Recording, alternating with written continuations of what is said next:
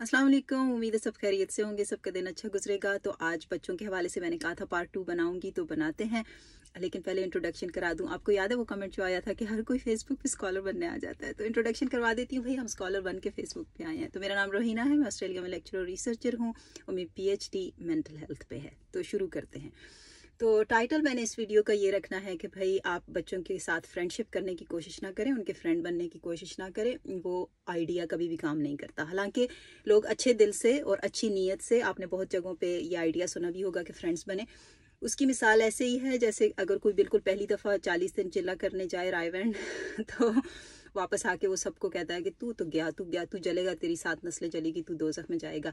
लेकिन कोई सुलझा हुआ पढ़ा लिखा बंदा 11 साल स्कूल में लगा के पूरा सब कुछ पढ़ के आए, मुफ्ती बनकर आए, तो वो आपको बताएगा भाई अल्लाह सबको माफ़ करता है, जब भी जाओगे वो सुनेगा। तो ये उस तरह का कॉन्सेप्ट है कि जो अच्छे, वो जो चिल्ले वाले होते हैं वो भी अच्छे दिल से आपको बता रहे होते हैं, लेकिन आपको पता है जितना नॉलेज हाथ में होता है उतना ही बंदा बता सकता है। तो जो फ्रेंडशिप का आइडिया है, आप कहाँ तक फ्रेंडशिप कर सकते हैं। फ्रेंडशिप में तो सब कुछ होता है। सबसे पहले तो ये कि फ्रेंडशिप जो होती है वो एज अप्रोप्रिएट होती है। तो बच्चों के साथ तो आपकी एज कभी मैच नहीं होगी, तो वो अपनी जनरेशन के लोगों के साथ एज अप्रोप्रिएट। और फ्रेंडशिप में फिर ये होता है कि एक इनफॉर्मल चीज़ होती है। इनफॉर्मल चीज़ में ये भी होता है कि पार्टनर इन क्राइम्स भी होते हैं, सिली जोक्स भी होते हैं, एजी जोक्स भी होते हैं। वो सब कुछ माँ बाप के साथ नहीं हो सकता, और अगर हो जाए तो फिर वो जो एक शर्म का पर्दा होता है वो भी गिर जाता है, तो प्रॉब्लम होते हैं उसमें। अब बात यह है कि आप कहें कि अच्छा फ्रेंडशिप का मकसद क्या है, माँ बाप क्यों कहते हैं, या माँ बाप को क्यों इनिशियली कहा गया कि आप अपने बच्चों के दोस्त बन के देखें। उसके पीछे मकसद ये था, जो अल्टरनेटिव, जो PhD लेवल का किस्सा है, वो ये है भाई कि हर माँ बाप कहेगा हम इसलिए फ्रेंडशिप करना चाहते हैं कि बच्चे को कोई मसला हो, कोई प्रॉब्लम हो, तो वो आपके साथ आके शेयर कर सके। ट्रस्ट चाहिए आपको। तो आप ये ना कहें कि मैंने फ्रेंड बनना है, आप कहें कि हमने अपने बच्चे का ट्रस्ट कैसे हासिल करना है, कैसे इतनी अंडरस्टैंडिंग हो। वो फ्रेंडशिप का एक एलिमेंट होता है, तो वो ट्रस्ट रहेगा, क्योंकि पेरेंट की जो अथॉरिटी है वो तो रहती है, वो रिस्पेक्ट का जो एलिमेंट है वो भी रहता है। बाकी आप प्रोवाइडर हैं भाई, बिल आप पे कर रहे हैं, वो भी रहता है। तो उसमें फ्रेंडशिप हो जाएगी तो किस्सा कैसे आगे चलेगा। तो ट्रस्ट कैसे हासिल करना है उसकी कहानी बुनते हैं, ताकि स्कूल से जब बच्चा आता है, शुरू से जब आप ट्रेनिंग करते हैं, बात आपको बताए, उसको ये डर ना हो कि ये बताएंगे तो माँ जो है बाप को बताएगी, बाप डांटेगा, दोनों मिलकर डांटेंगे, ऐसे होगा, तो आपके बजाय दूसरे लोगों के पास जाता है। तो वो ट्रस्ट आपने डेवलप करना है, और वो इतनी आसानी से नहीं आता कि आप बच्चे से कह देंगे कि हाँ ठीक है, और वो आके आपको बता देगा। तो शुरू से जो आप टोन रखते हैं, अगर उसको ग्रेड्स पे डांट पड़ रही है, ये क्यों आया, वो क्यों, अगर ये C क्यों आया, फेल क्यों हो गए, ऐसा कि वो आपकी बॉडी लैंग्वेज देखता है, एंजाइटी देखता है। लफ्ज़ तो आप कहते ही होंगे कि माँ बाप कितने ज़्यादा कांपने लगते हैं, क्योंकि कंपैरिजन चल रहा होता है, 10 ताने मिलते हैं, क्योंकि फलाने को देख लो, उसको देख लो, मेरी मेहनत ज़ाया कराओगे, ये करोगे, हम तो ये कर रहे हैं। कंपैरिजन से ट्रस्ट जाता है। स्कूल के होमवर्क को लेके, ग्रेड्स को लेके जब माँ बाप बहुत ज़्यादा सख्ती करते हैं, बच्चे को शर्मिंदा करते हैं, उससे भी ट्रस्ट जाता है।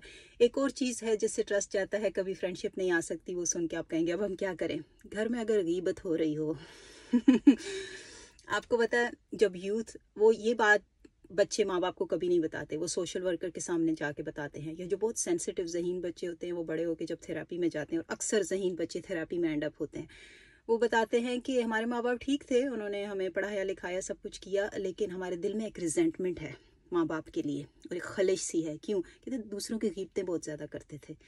जब भी कोई भी हमारे घर से उठ के जाता, कुछ भी होता, हमेशा दे बैक बाइट, इनके पास कुछ बुरा होता था दूसरे के कहने के लिए, लुक डाउन अपॉन करते थे।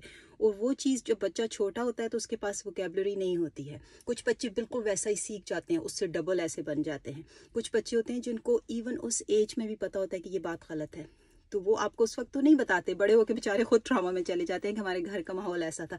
तो आपको गीबत ख़त्म करनी पड़ती है डिनर टेबल में से, अगर आपने अपने बच्चे का ट्रस्ट हासिल करना है। अपने आप को मॉडल करना पड़ता है कि आपकी क्या आदतें हैं, और आपको बच्चे को रिस्पेक्ट देनी पड़ती है, वो रिस्पेक्ट जो आप एक अडल्ट बंदे को देंगे।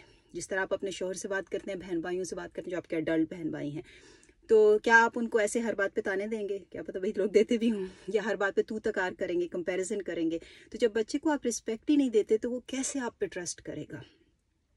तो खैर, मैं एक और डिस्क्लेमर यहाँ पे दे दूँ। तो मैंने बात की कंपैरिजन नहीं करना, घर में गीबत नहीं करनी और दूसरी बात यह है कि रिस्पेक्ट देनी है बच्चे को।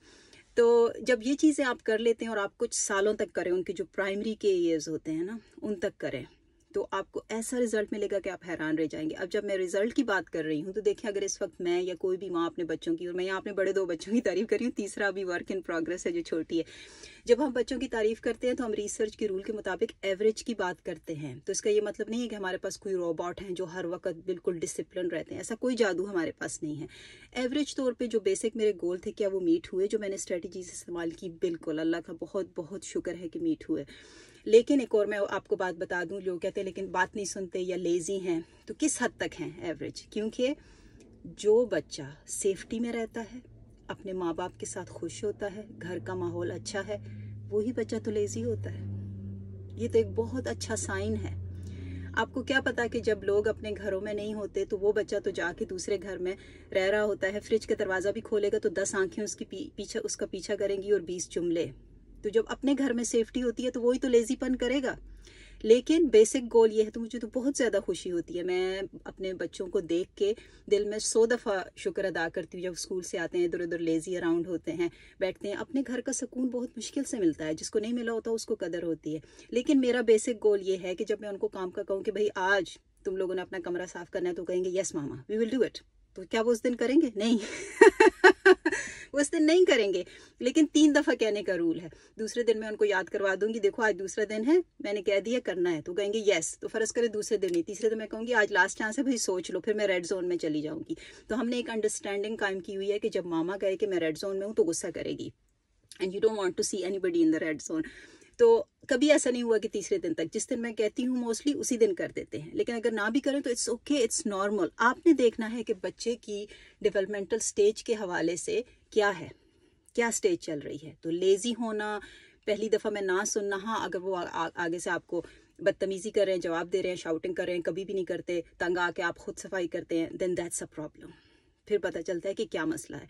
ये जो मैंने गीबत की बात की है ना, बहुत ज़्यादा इम्पॉर्टेंट है।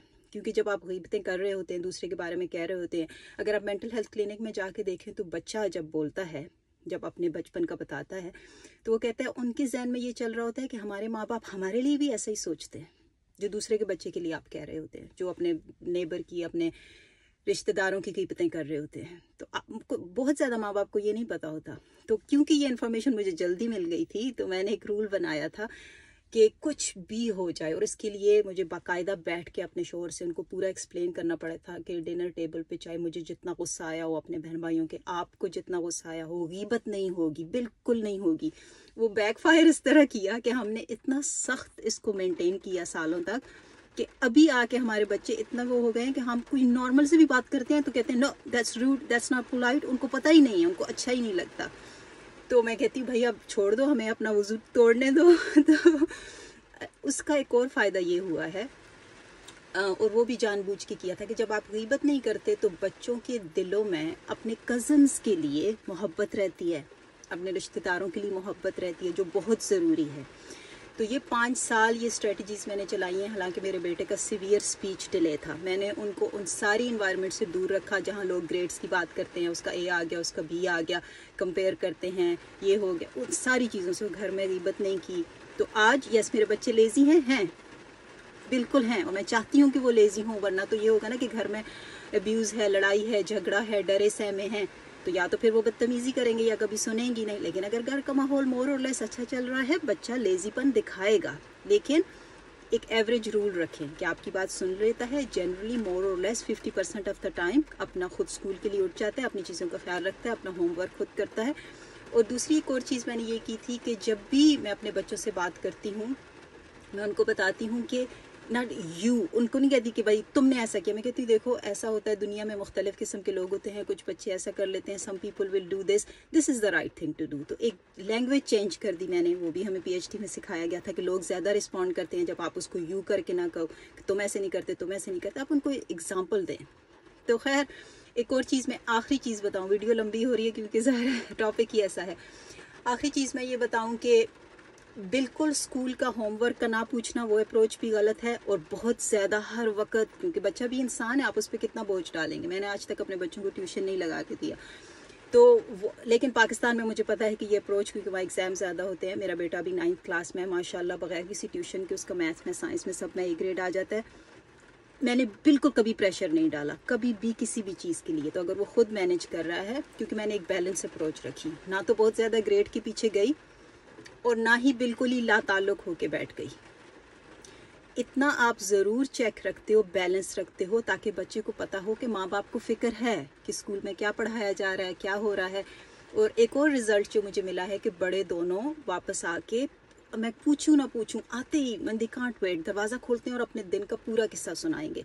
तो फिलहाल मेरे जो गोल थे वो मीट हो रहे हैं। ये स्ट्रेटजीज जो मैंने आपको बताई हैं, नो कंपैरिजन, रिस्पेक्ट। और आगे मैं वीडियो को ख़त्म इस बात से करती हूँ, डिस्क्लेमर दूँ कि ये एज ऐसी होती है कि एक बुरा वाक़या, खुदा ना करे, कोई बुलिंग, कोई हरासमेंट शुरू हो जाए स्कूल में, कोई बुरी कंपनी मिल जाए, कोई बुरे दोस्त मिल जाए, आपका बच्चा एक दिन में चेंज हो सकता है। तो ये रोज़ का काम है। तो आप बताएं, अपना अपना एक्सपीरियंस शेयर करें।